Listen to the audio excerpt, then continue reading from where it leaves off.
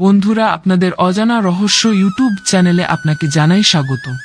আপনি যদি আমাদের চ্যানেলটিকে সাবস্ক্রাইব করে না থাকেন, সাবস্ক্রাইব করে নিন, এখনই জীবন বদলে যাবে। হ্যালো বন্ধুরা, কেমন আছো সবাই? আশা করি সবাই আছো ভালো।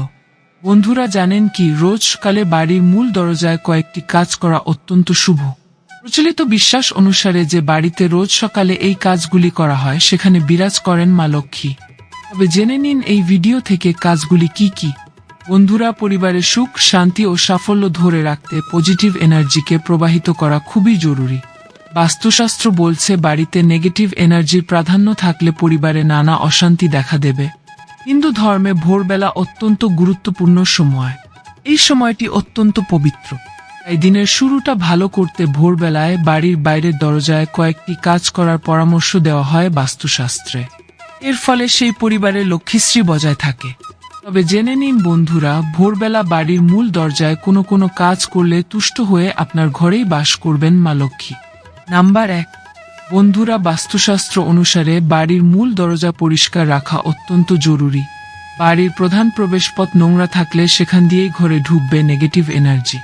সেই কারণে সকালে ঘুম থেকে উঠেই ঘরের মূল প্রবেশপথ পরিষ্কার করুন।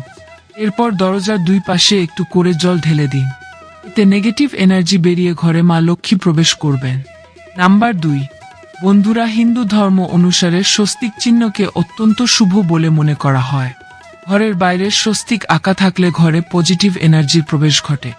রোজ সকালে বাড়ির কর্তা বা বড় ছেলের বাড়ির মূল দরজার দুপাশে সিঁদুর দিয়ে স্বস্তিক আঁকা জরুরি।